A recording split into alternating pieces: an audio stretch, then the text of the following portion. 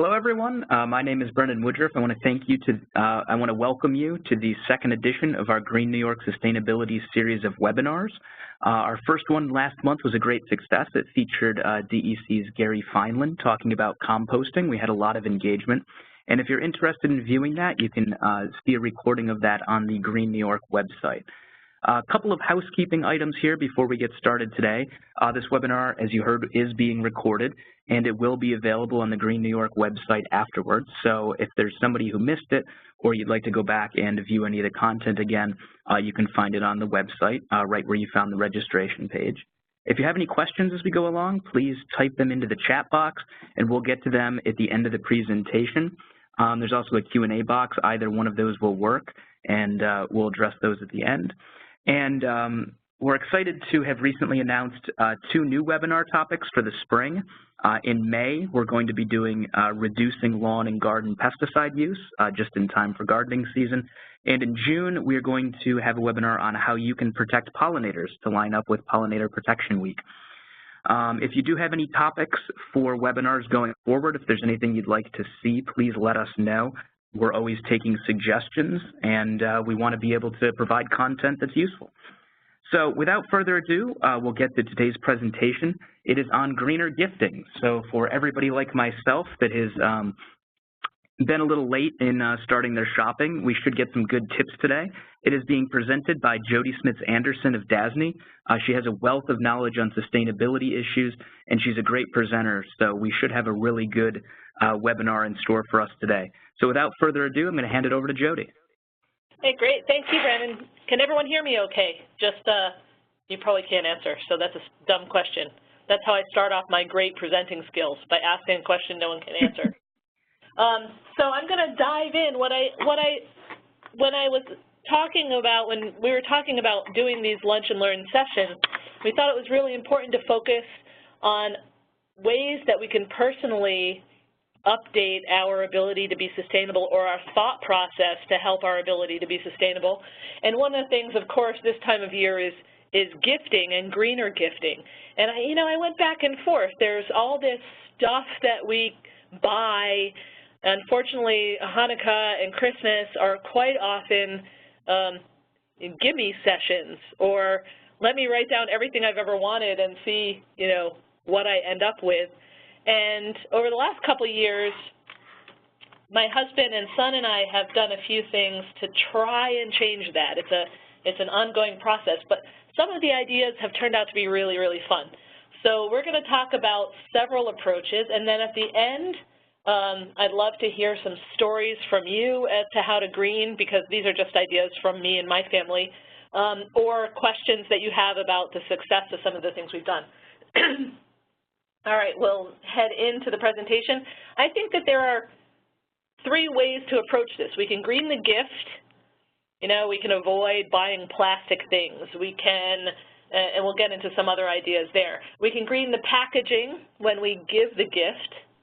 And that's really where this all started, was how do we give gifts in a slightly greener way.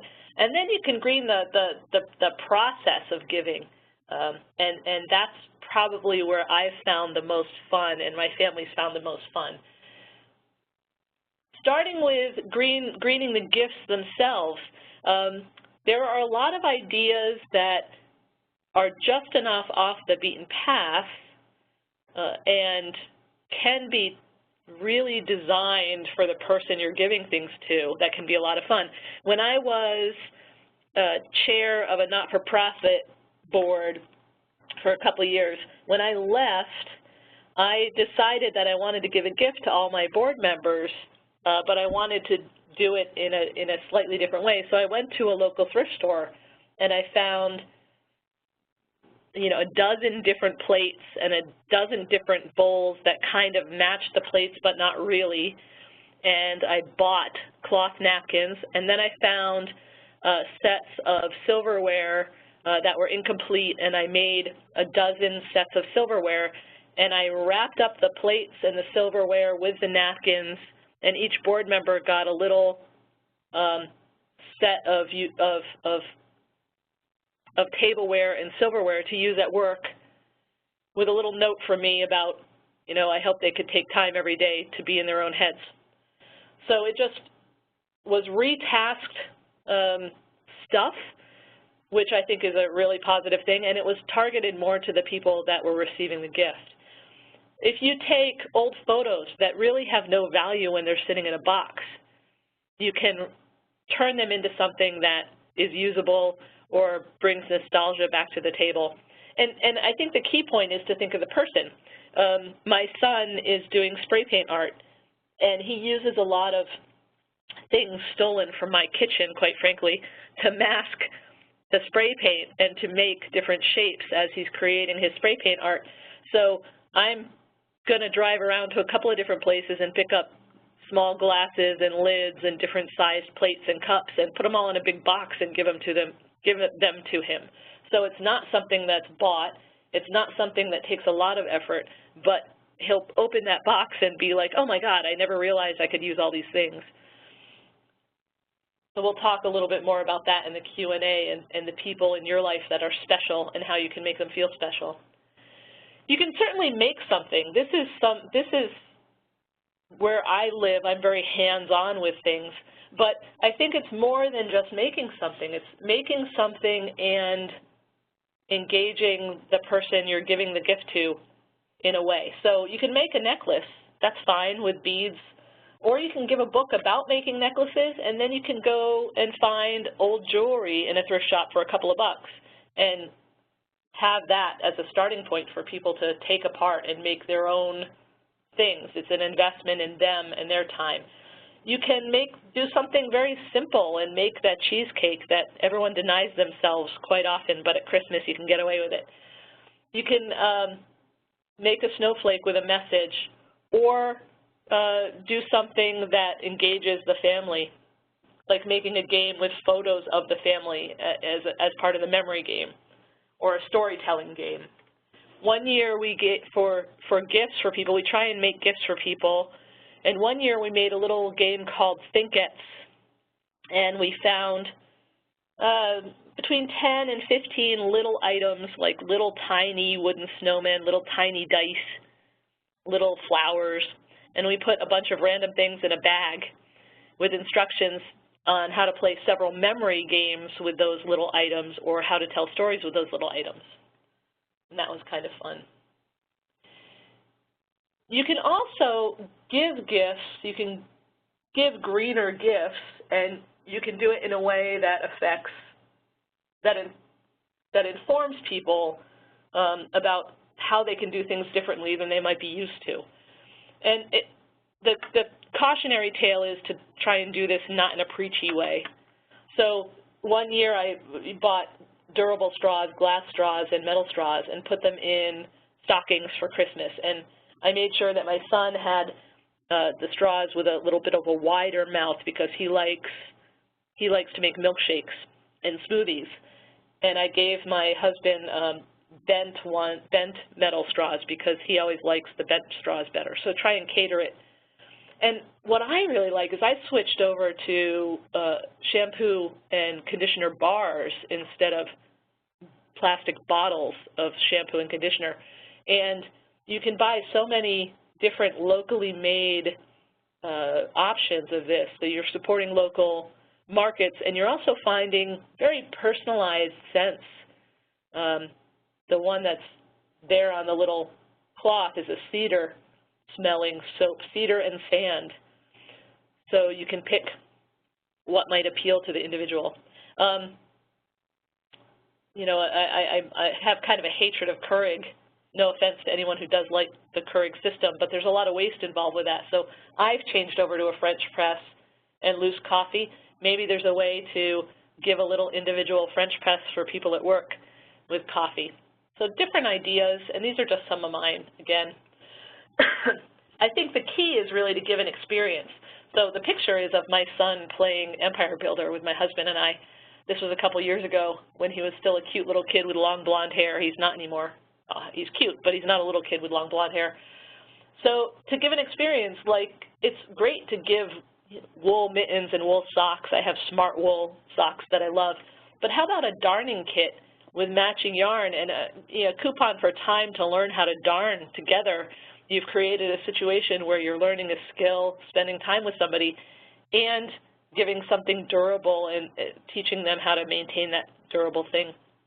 Theater tickets, and then the thing that you could wrap up is the opera glasses, with a little coupon for a ride to the show. My husband often gives me a chore that he's been promising, and then he follows through on it, like building shelves in the cupboard or something like that. And then, like the picture, a game night and a game. And I think I can't tout game nights enough. I think that our family has gotten through some difficult teenage years based on the fact that we play games once a week all together. So that was really greening the gift, and a simple thing to do is also to green the packaging.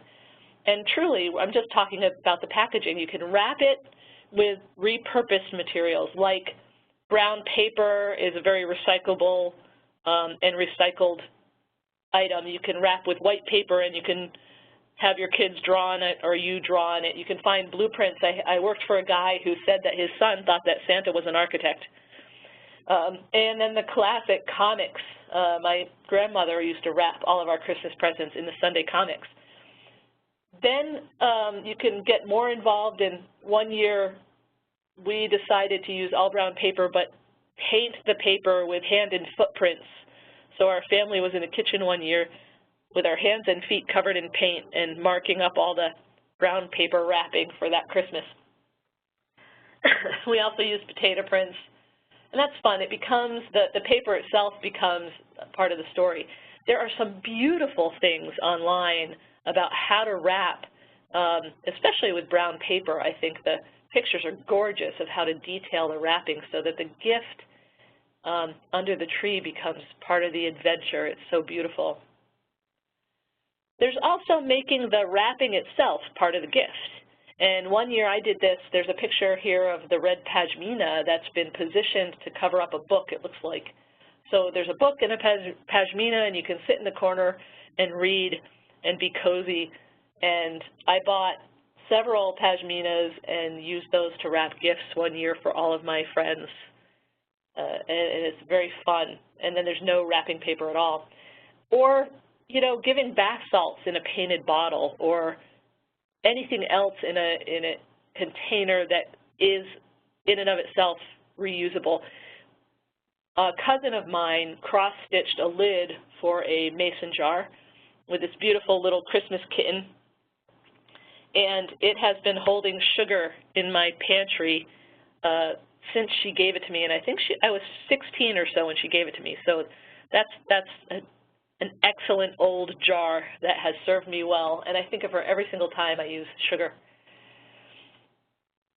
Durable for the win. I spent, a couple weekends ago, I went to like Joann's or Michael's or something, and I found all kinds of material, bought a yard here and a yard there and 2 yards of the other, and I came home and I just started cutting big squares out of it and sewing it into bags. And I stitch a little piece of ribbon on the bag about 3 inches below the top of the bag so that when the bag is full, you can tie the ribbon and close the bag. So I have about 50 reusable cotton cloth bags in a variety of sizes. We'll use these at home for us, for gifts I give to my husband or son, and we'll try and keep them pretty much in-house. And the point is to eliminate purchasing all that wrapping paper and tape. And I think that it'll keep all that color and vibrancy under our tree and still make it exciting. There's a bag that we bought a couple years ago, not the one that's shown. The black and white one that's shown does the same thing. It has a little tag on it that you can write with Sharpies the name of the next person to receive the bag with hopefully wine in the bag. And we bought one in Mystic, Connecticut that was made out of an old sail, and it had the same lines so that it could be regifted. What a great idea to make something that's regiftable. There are also, I've seen, like at the pottery place in Stuyvesant Plaza, you could go and make a plate for cookies and make it a regifting plate. And so everyone who receives it is, I wouldn't say obligated, but encouraged to regift that plate with more cookies on it. I think that's kind of fun. It carries the spirit of Christmas forward in a different way. There are other ways to green the packaging, but I think the key for me, our recent shift to the cloth bags makes me think I'll learn from that and maybe have more ideas next year, but for now, that's where I'm heading. And I'd love to hear your ideas at the end of the presentation. So now we get into the part that I like most, and it's greening the gifting, the giving part, the actual process of Christmas. And I think one of the things that happens, and I'm not saying it happens to everyone, but I think it happens often, that it becomes just a very fast, busy, frustrating, overwhelming experience. So how do we slow it down? There's a slow foods movement. I think there should be a slow holiday movement, a slow Christmas movement. One of the things that we have as a tradition, and I'm sure there are plenty of wonderful traditions, we read the night before Christmas on Christmas Eve out loud. And our son is 16 and he still thinks this is cool, mostly because my husband does the most ridiculous voices every year. So Scooby-Doo is a big favorite. and it's that. One year he read it as Darth Vader. Another year he tried to read it as Mickey Mouse, but his throat gave out about halfway through.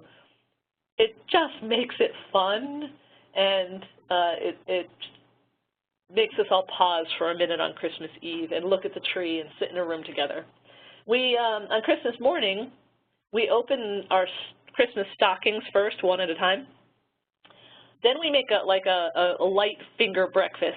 In our house, it's clementines and Swedish coffee bread and coffee and mimosas. And we're still able to eat in between while we spend the rest of the morning opening one present at a time. One present, slow, we visit, we thank each other. We started really trying to slow down Christmas morning because when my husband and I were first married, it was just the two of us, and getting up in the morning and exchanging our 2 or 3 gifts just seemed so over. So we try to stretch it out, and I've got more stories of stretching it out.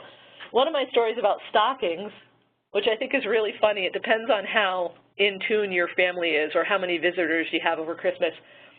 I distinctly remember one year when I came home from college for Christmas, and it was the one year that my brothers and my sister and their families were all with us, and we had 13 stockings hanging over the fireplace, which was absolutely ridiculous for us because we didn't do that very often. And I went out and bought silly string, and in the middle of the night decided to play Santa, and I put silly string in every single stocking except for my mother's. And it didn't take long for the Anderson family to catch on to the fact that since Mom didn't have silly string, we all had to attack her. And it was probably the most fun Christmas morning that I can remember. Another thing is that everyone has to get a toy on Christmas. That's another family rule. So one year my mom gave all of us wrist racers. You probably don't remember these things, but they were tiny little watches with a pop-up plastic dome and a little ramp with a car inside that you wound up. So you'd put your wrist on the floor and pop open the top and put down the ramp, and then the wrist racer would take off. And she gave my dad a cap gun. And we had wrist racer races in the kitchen for most of Christmas Day.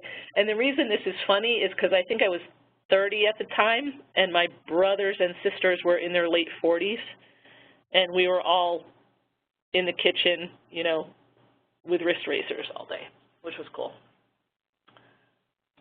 Another way to slow Christmas morning is to make a theme. And this can be really funny. One year we did the rule that every single present had to have something to do with earth, air, fire, water, or duct tape. And the duct tape was, you know, it's really, in my mind, one of the necessary elements of life, but it was also kind of the safety, so that if the present had nothing to do with earth, air, fire, or water, you could wrap it in duct tape and it would still qualify. So every single present we opened had a description on the gift tag about how it related to earth, air, fire, water, or duct tape. Or when you opened it, you had to kind of justify its existence within the theme of the day. And it really changes how you decide what presents to buy and what's appropriate and fun. Another year, elements were the theme, so I made a periodic table of Christmas elements and colored it all in. It didn't take me very long. It was funny. But the elements were things like furry and glittery and cold, and cozy, chocolate, every kind of thing that you can think of that has anything to do with the holiday season. And I put them all in the chart and gave them all one or two letter designations, and then wrote chemical descriptions for each of the presents I gave to people. It was kind of fun, and it certainly did slow down Christmas morning. You can also do a theme that just ties into whatever's happening in the marketing world out there. We did a Star Wars theme one year, which was very easy to achieve because the Star Wars film had just come out, 7, and everything was Star Wars, and everything in our house that year was Star Wars as well. I think the most fun thing is to give them a clue, and Google is our friend in this endeavor. One year, every single present I gave to either my husband or son had 2 photos attached to the gift tag, and they had to guess from the photos what was in the package. So a foot and a sheep, of course, meant it was a pair of socks. And there were all kinds of clues like that. Some of them were absolutely impossible to get. They still got their gifts, but it was funny to see them try and figure it out. So a word search, and you can create them for free online. Just Google free word search, and you can make them. A scavenger hunt, a riddle. I think those are all fun things. A crossword puzzle. I did one year crossword puzzles. This year, I think I'm going to do a song for each of the big presents anyway. So I'll have to be creative and see if Pandora can help me out with songs about some of the things I've bought for my husband and son. Like a camera. My son's getting a camera, so what song? Maybe Kodachrome from Simon & Garfunkel. Those kind of things can really make the morning fun. And again, Google is your friend. It's amazing what you can find if you just spend a minute or two looking for it. So back to the idea of making things, and it's kind of a very short presentation, but I want to really make this point. Making things for Christmas kind of changes things. And I did list a couple things here. It's not easy. It's not easy to make things. Well, I'll tell you a story in a minute. It's not necessarily less expensive, although you can certainly achieve things that are less expensive. It's certainly not impossible. It's fun, and I get excited about Christmas when I make things. So the past, I would say it's past dozen years or more, we have, actually it's even more, my husband and I make 20 or so presents for 20 of our friends, and I make about 100 ornaments, and we make our own Christmas cards. And that sounds like really crazy, and some years it is. Some years we're absolutely freaking out the week before Christmas because we bit off more than we could chew. We've had 1 or 2 absolute failures. One of the first years I made these really cool bird feeders that all just folded up flat.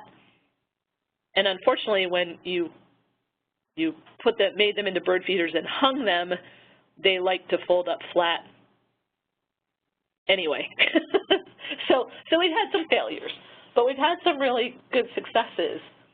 And I find myself, like this past weekend, I sat down to make ornaments, and I finished about half of them, and I had Christmas music playing, and I was visiting with Martin and Eric, my husband and son, while I was working on these ornaments. And then last night, Martin was in the basement cutting out some of the wood that's needed for the presents we're making for people. And then once he's done with that, I'm going to take it for the next phase and finish the present for everybody. And so long as you do them early enough and you don't stress yourself out about it, it is so much fun to envision what would be nice for people to have. In addition, we've made a kind of a rule in our family that each of us has to make one present for the other people. So I make a present for my husband and I make a present for my son, and my son will make a present for my husband and I. Each of us are together. And what shocks me every year, and you know what, in the back of my mind I know this, but it's really evident, is the presents that we have made for each other are the things that we really remember and cherish. And they don't have to be difficult. They don't have to be a project that takes months. They can be. But one year, my son has always taken photographs, and one year he, unbeknownst to me, followed Martin and I around when we walked to the grocery store and took some pictures of us walking down the street hand in hand. And the present that year he gave me was 3 photographs of me, but I was almost not visible in any of the photographs. One is a picture of my foot with my cat laying over my leg. One picture was the back of my husband and I as we walked down the street hand in hand. And the other picture was from when we went kayaking and I was silhouetted in the sun, and you could see my kayak in the water and the paddle in the air. And those are in my office, and I see them every day, and they're amazing.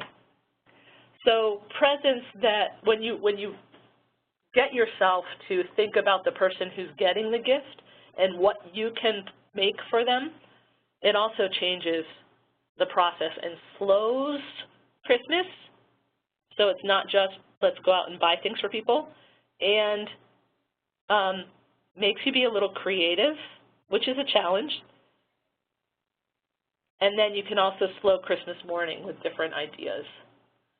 So I guess that's probably a little too much about my family, but I wanted to share with you that it's kind of fun to green the gift, green the packaging, green the giving. And I think the key is to put a little more thought process into it and buffer yourself with a little time, which is hard to come by.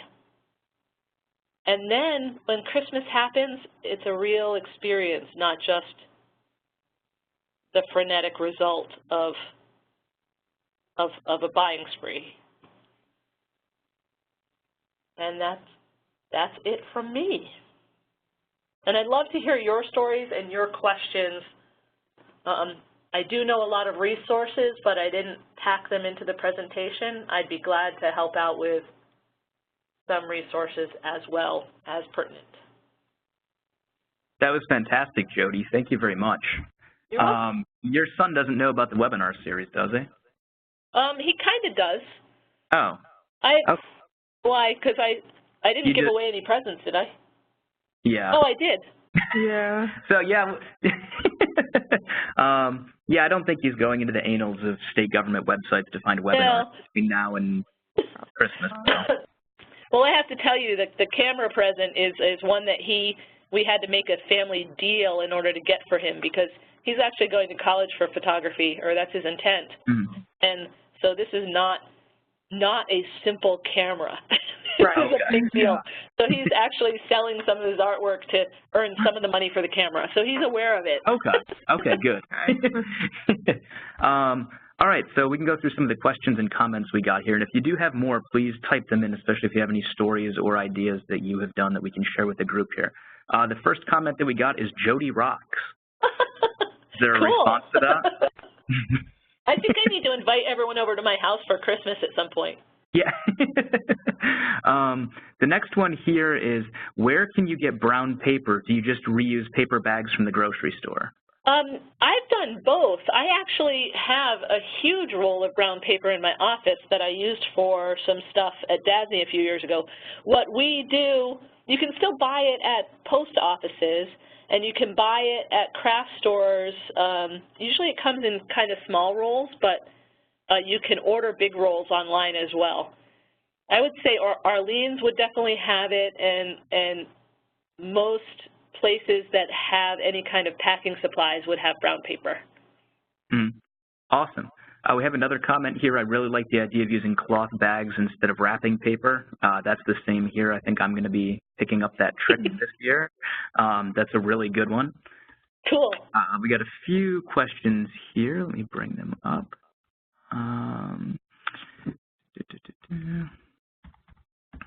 All right, so what do you do? There's some folks that have expectations for the holidays in terms of the amount of gifts, the types of gifts. Is there anything that you do in terms of expectation setting or not disappointing people if they have this idea of kind of a very commercialized holiday season? Yeah, that's a great question. I think we kind of grew into it, and for us, the key has been it's not a fully homemade Christmas, but each of us expects, you know, one homemade gift from the others. And so, you know, we still get all the stuff. And I actually am still rebelling against the stuff. I think my husband has more of the thought that everyone needs a certain number of presents under the tree, and I'm not as much that kind of person. But you're right, expectations are a big deal, especially with younger kids, and I think that can be addressed by making the things that can engage them. Like if you make a wooden tic-tac-toe game for a little kid, and then you're taking the time to sit and play with them. Or, I mean, there are tons of things you can make for kids to play with, or to give them that you can engage in the play with them after. I think that's what kids usually want. My son was overwhelmed a couple of Christmases because, you know, we try to make up for the fact that we really don't have any family in the area. And all of a sudden he, you know, later in the morning, he's like, okay, I need a break. There's too much. Mm-hmm. And so I think quite often we think people want more, but what they really want is special. Yeah. The next one we have on here is, I had a recycled birthday party a few years ago, asked friends to pick out something in their home that they didn't want anymore and thought I would like. It was a huge success, and we all had a lot of fun, and nobody had to buy anything. Oh, my God, that is an awesome idea. What a great, I'm taking that. That's mine. Yeah, I love that. The next one here, friends have a monthly crafternoon throughout the year to make Christmas gifts and crafts, so it's not a mad rush at the end of the year. I hope to do that someday. That's a really also a great idea.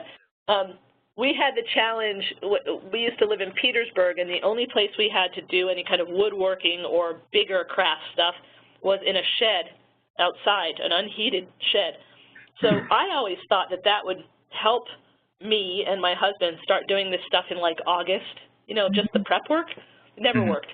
We were always out in that shed after Thanksgiving, shivering, cursing. So I like the idea. I'm the kind of person who doesn't like to talk about Christmas until Thanksgiving. That's the only thing that holds me back from starting earlier. But I love the idea of a crafternoon.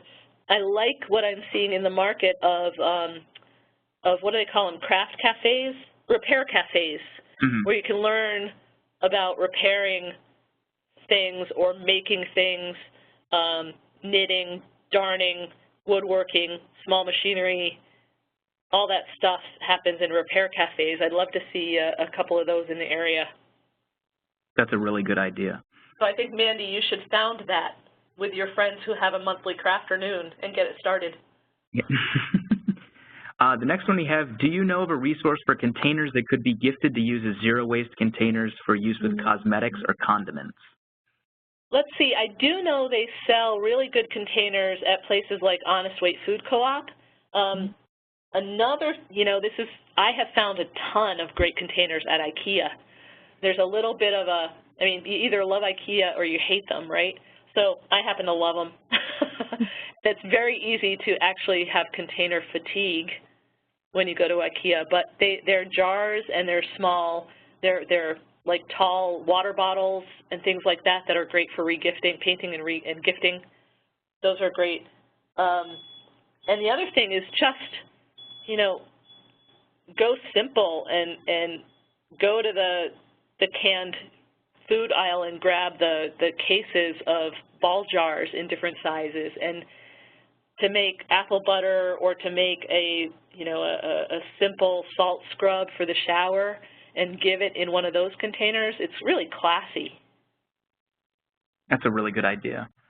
The next one on here is maps or brochures from tourist sites. I use them as gift wraps, especially if they're glossy and oversized. That's another great idea. It is, especially if you've traveled with the person to that place. Yeah, and I've seen other really good uses of maps, too, to create, in combination with my favorite material, which is duct tape, to create folios for storage of other papers or photographs, and then the maps become part of the story of that container. So you can take a map from a trip and turn it into a folio or an accordion kind of folder by taping the edges, and then the photos from that trip and the mementos from that trip can go in that folio with the map of that trip. Mm-hmm. That's I like that. The wrapping paper, that's a great idea. Yeah. We used reusable bags for gift wrap last year. Cleanup was a breeze. I'll look into doing the homemade ornament idea. So you're already spurring action. That's cool. So the ornaments that I make every year are from corks. And I never know what I'm going to make. And you know, I thought I would run out of ideas like 5 years ago. But so far I've made, I think now, 13 different cork ornaments. And every year it's just fun. And friends now give me corks, which is kind of cool. And a friend of mine last year gave me hundreds. I don't know. She drinks a lot, I guess. Hundreds of champagne corks. So I revamped my idea this year to use champagne corks. And it's kind of been fun. Mm-hmm. Kind of go with the flow. Go ahead. I said kind of go with the flow. You know, you don't know exactly. That's the other thing. With making things or with greening gifting, you don't really always know exactly what's going to happen, but I think that's part of the joy. I mean, when I order something from Amazon and I get it from Amazon, I'm pretty sure I know what I'm getting. Yeah, that's true. And there's not as much joy in that for me, somehow. Mm-hmm. My office wants to do a grab bag for $10. Any ideas what I can do that will be meaningful, since I don't know who's getting my gift, and also eco-friendly? I would suggest that if you can create something that they can then build on, that's probably the most successful. And the idea of, you know, the plates that they can use at work, or some kind of kit that allows them to learn a skill, a small skill. I mean, give them, like, man, a soldering tool for like $6 and a little tool on soldering and 2 spools of metal. That's like a gift that somebody would look at and say, why the hell did I get this? And then a week later they'd say, you know what? I could learn how to do that. Yeah. The next one here, we also slow down Christmas. It's always been stockings, 1 or 2 gifts, then breakfast, and then presents at a time. I remember when my son was very young, and instead of rushing to the tree to open gifts, he waited patiently, and when my parents arrived, he helped them get their gifts into the house, put them under the tree, and was sure everyone got to the table for food first. It was beautiful. That's awesome. I never understood, and granted, you know what, I've never had a big family, so I've never understood the whole kids getting up at 5 o'clock in the morning and running down and opening all their presents, like, right out of the gate. I'm all about the anticipation and the stretching it out and the, you know, reminiscing when somebody gets a gift and their reaction is like, you know, when they got a gift 3 years ago, somebody brings up that story. Mm-hmm. Those kind of things are fun. So kudos for slowing it down. Yeah. My sister and her husband just bought their first house, and they both love wine. This year, I'm making them a homemade bird feeder for their yard that utilizes a wine bottle, trying to tie in something personal for everyone's gift. That's awesome. There are great things to be done with wine bottles. One year, a friend of mine gave me a wine bottle that she had this was before LED lights with little battery packs were available. So she gave me a wine bottle. She had cut a hole in the back of the wine bottle and put in a string of lights with the plug out the back of the wine bottle.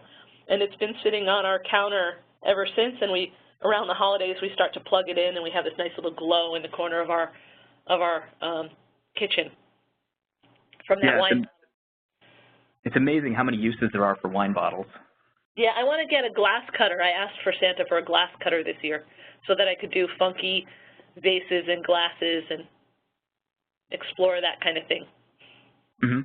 Never done that before. The next one here, do you ever give donations to organizations as a gift? And I can take this from the beginning. So one thing my family has always kind of thought about is that, when we're celebrating kind of the abundance that we've been kind of blessed with, is that you should try and give back as well, which I think is part of the, the holiday season. There's an organization called Global Giving, where you can give people gift cards that they can then go on the site and donate that money to the charity of their choice. And they've got, I think, a couple thousand different charities on there, and they go through and they do the rankings of, making sure they're legitimate and things like that. And that's worked out really well. So I usually give that to people that I end up giving gifts to, since that also allows them to have that interactiveness of saying, oh, what can I do with this, $10? What do I care about, whether it's Heifer International, Doctors Without Borders, an environmental cause, or anything like that. So, instead of giving somebody like, here's a donation in your name, this allows them to get the donation, but then also have some interactivity with it. And well, that's really cool. We also, well, my husband, since we got our most recent dog, we've been, in his name, I've been donating to the Manans shelter. And he requested that one year, and it's just become a yearly thing.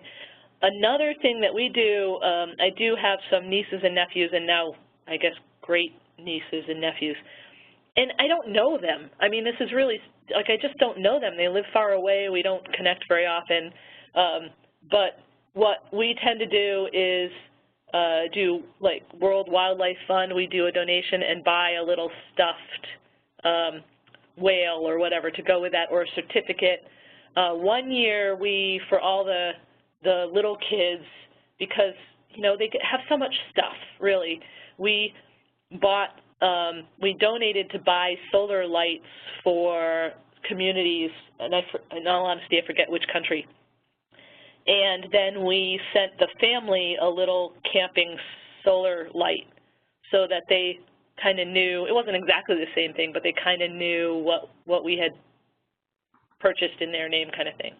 But I love the donation. I feel like I'm a little ashamed I didn't have it included in my ideas, because that's a fantastic idea. Mm-hmm. Yeah. The next one here, I've received Christmas presents, nice gold jewelry that were wrapped in Christmassy hand towels. That's kind of cool. Yeah, that's almost like a twofer. Like the pashmina, it's the gift in a gift. Mm-hmm. So are there any other questions? If you have them, please get them into the chat box or the Q&A function now. Jody, do you have any last thoughts on what we've been discussing here in the discussion? No, I love these ideas, and I thank you for them. You've inspired me to look at more opportunities. I think that from me, and I'm not successful at this yet, but I do think that we make a big deal about the presence, and I think we should make a bigger deal about the time spent with people and the understanding of each other, and you can't do that all the time, but when you can, I think it takes, like I said, a little bit of thought and a little bit of investment in doing things in a way that is a little slower and might be a little harder sometimes, but is so much better. Yeah. So I'm not seeing any more questions or comments here, so with that, we'll wrap up for today. Thank you very much, Jody, for the presentation today. This was fantastic. And thank you to everybody who was on the line. Just as a reminder, this is recorded. It will be on the Green New York website. And we have next month's presentation is going to be on home energy efficiency and weatherization, and that's taking place at noon on Tuesday, January 8th. So thank you very much, everybody. Oh, go ahead.